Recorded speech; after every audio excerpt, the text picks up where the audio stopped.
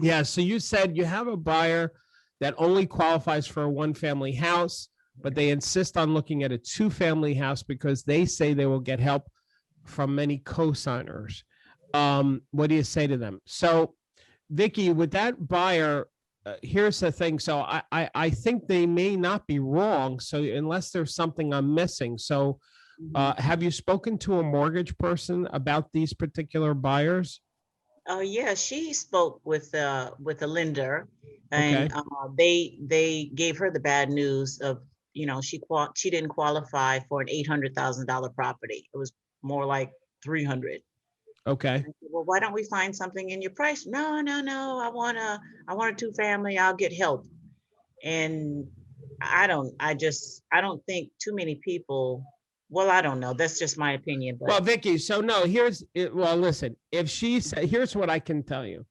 I do believe this much. But you have to balance it, okay? okay.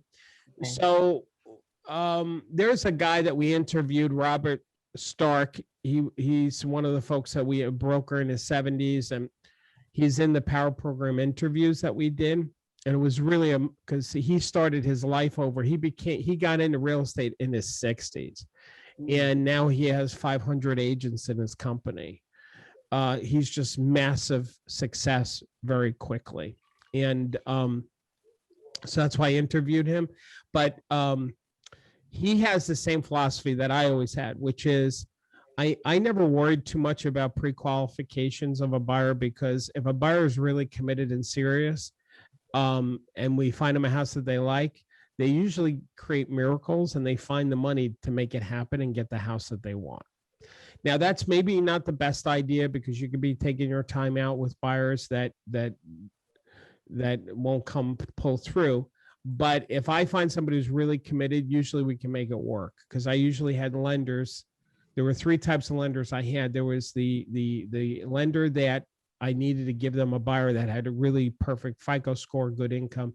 Then there was a lender I had that had some creativity, where somebody who was not such a great buyer, they can help them get. Then the third lender was his name was Vinny, and he had money in the back of the truck of his car in the trunk, and the interest rate was 25%.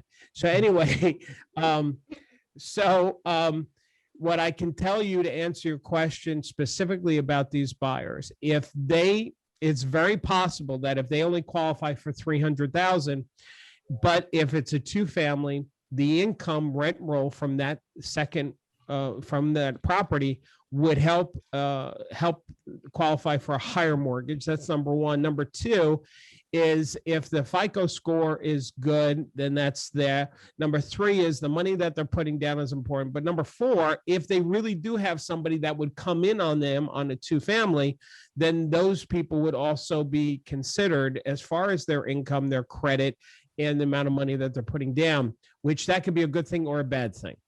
Because if that person has worse credit or worse income than your buyers, that co-signer is not going to help. So I guess my direct question to you would be this: if the lender said they only qualify for 300, and this buyer is adamant saying, yeah, no, I don't want to buy a $300,000 house, we want to buy a two family and it's about 800, say that's fine. The only way that that'll work is, like you said, you have other people that will help you. We need to now include those people in because you can't buy it yourself.